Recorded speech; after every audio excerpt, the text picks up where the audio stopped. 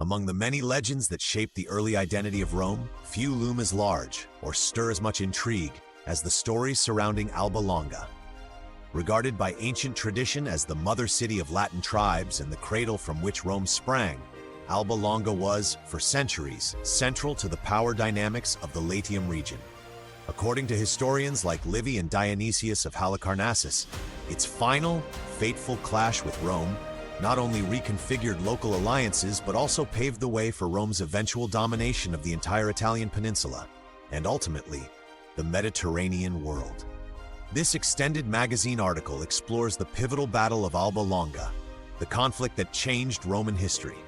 We'll examine the city's legendary ancestry, the tension between Rome and Alba Longa, the staging of the climactic battle, and the sweeping impact of victory on Rome's fortunes.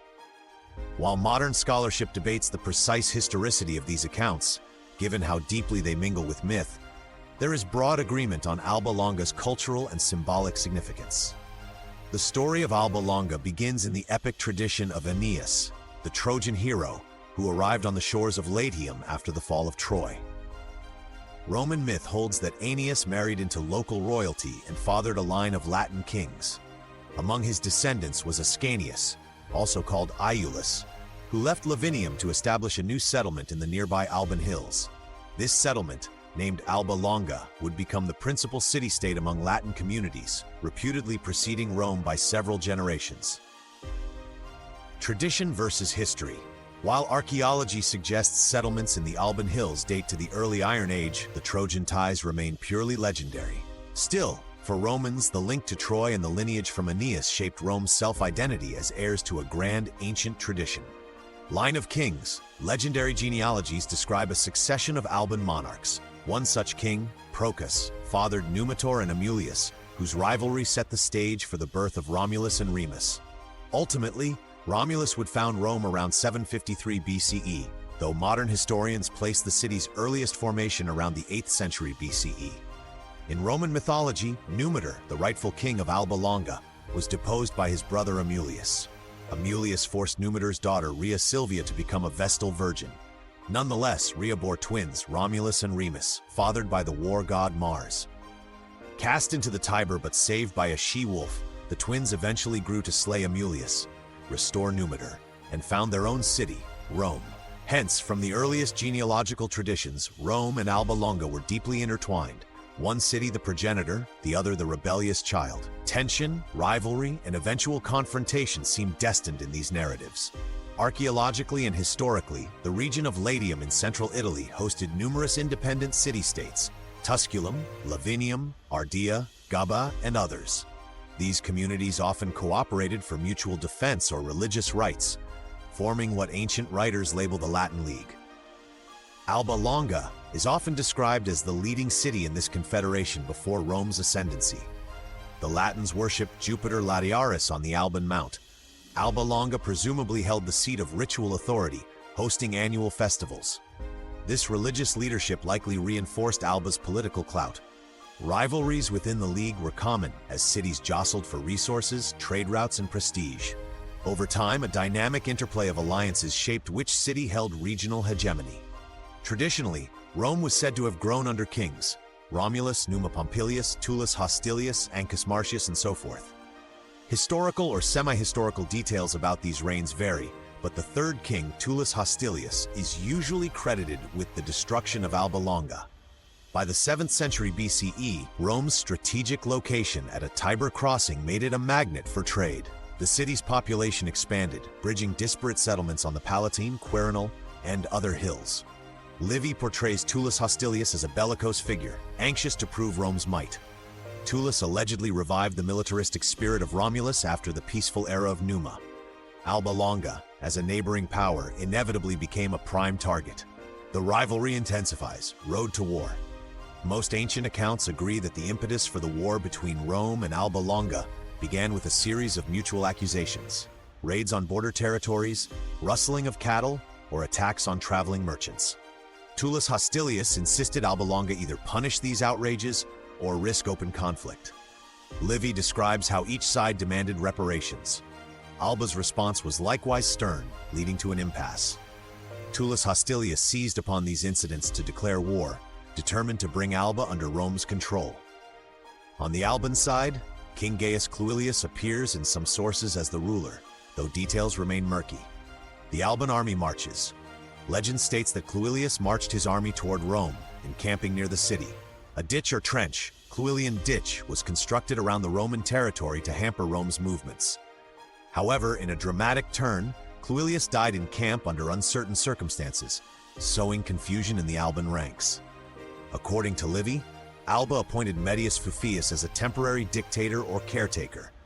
Medius then negotiated with Tullus Hostilius to avoid a large-scale war that could devastate both cities and the entire region of Latium. The resulting compromise settled the dispute via a smaller representative confrontation, one that would be remembered for centuries. The legendary duel, Horatii versus Horatii. In the face of impending war, Medius Fufidius suggested an alternative. Rather than pit entire armies against each other, each city would select champions to fight on behalf of their people. The losing side would submit to the victor, thereby resolving the conflict without mass bloodshed. Tullus Hostilius agreed, seeing an opportunity for swift resolution. The Alban stance was cautious. Some accounts portray them as uncertain but compelled, given their precarious leadership situation. Livy's most famous version claims that each city found a set of triplet brothers to represent them. Horatii, for Rome, 3 brothers known for martial prowess. Horatii, for Alba Longa, 3 equally formidable siblings. The Horatii and Horatii met in a dramatic single combat with the entire armies of both sides looking on, forming a ring. Initially, the 6 youths clashed violently, each side losing 2 or receiving wounds in the close quarters melee.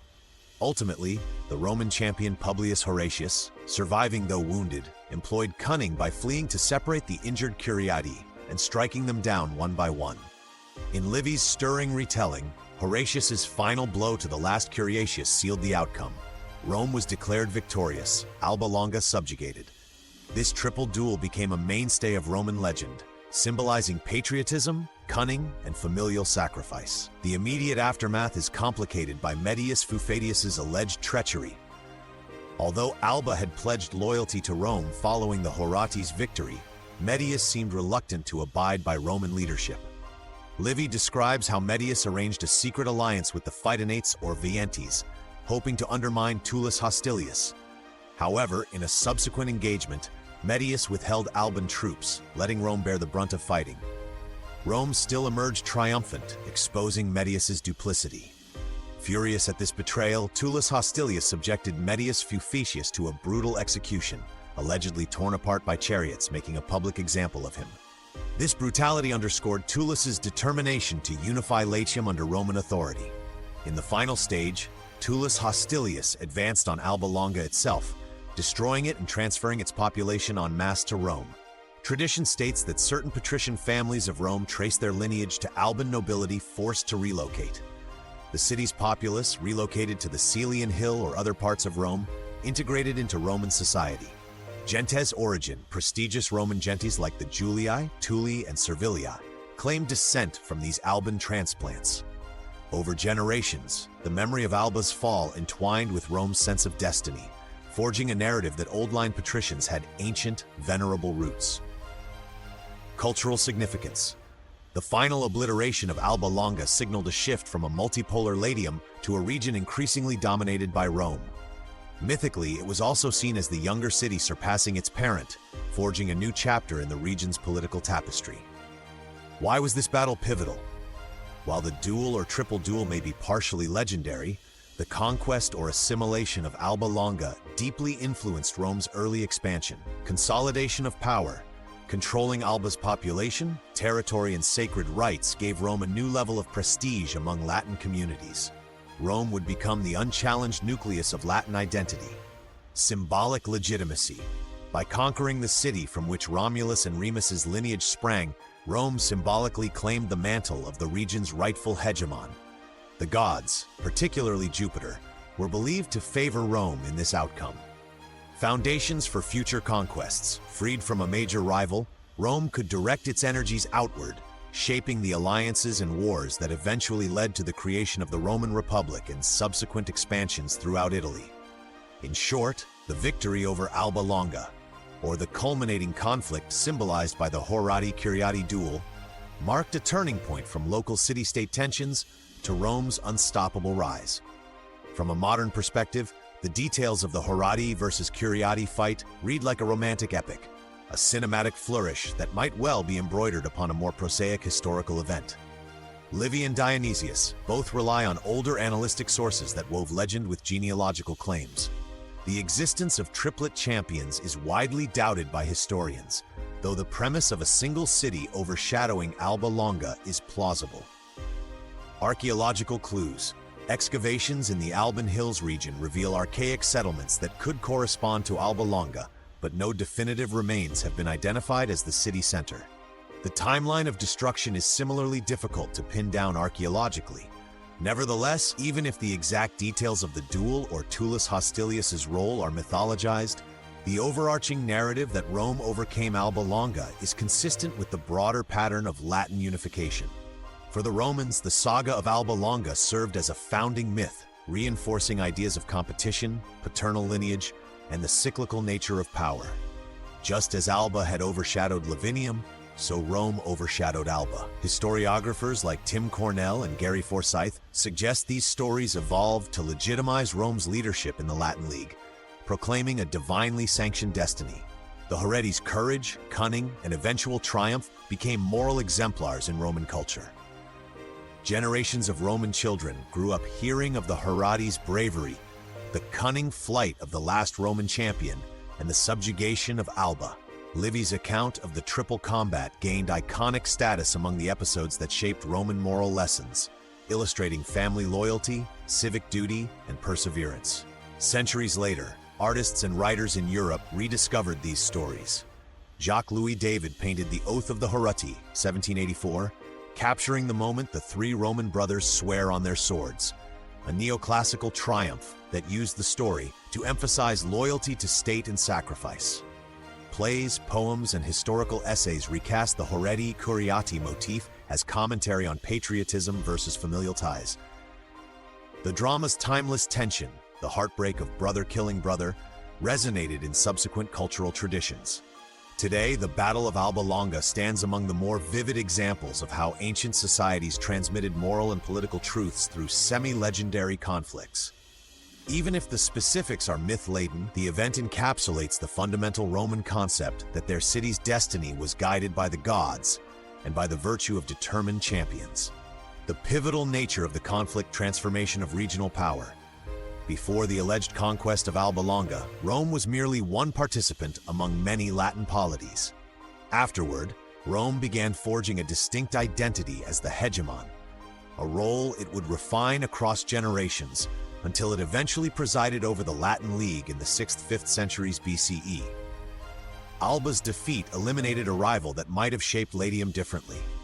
If Alba Longa had remained the leading city, the entire trajectory of Latium's integration and perhaps the formation of Roman monarchy and early republic might have been drastically altered. Prefiguration of Roman policy. Even in the legendary telling, Tullus Hostilius's approach to Alba Longa reveals patterns that characterized Roman expansion for centuries. Absorption of populations. Rather than merely pillaging, the Romans integrated conquered peoples into their social and political framework, thereby augmenting manpower and economic capacity. Religious appropriation. By transferring sacred rites or adopting local cults, Rome co-opted the spiritual authority of its foes. Incorporating Alba's religious traditions further validated Rome's claim to leadership among Latins. Punishment of treachery. The savage execution of Medius Fufetius established a precedent that betrayal of an alliance with Rome would incur severe reprisals. This resonated in future Roman dealings with rebellious allies. Political unification.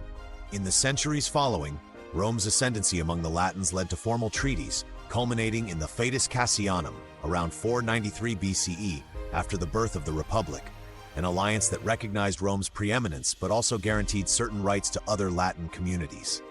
The memory of Alba's downfall illustrated how Rome's ultimate goal was unity under Roman stewardship.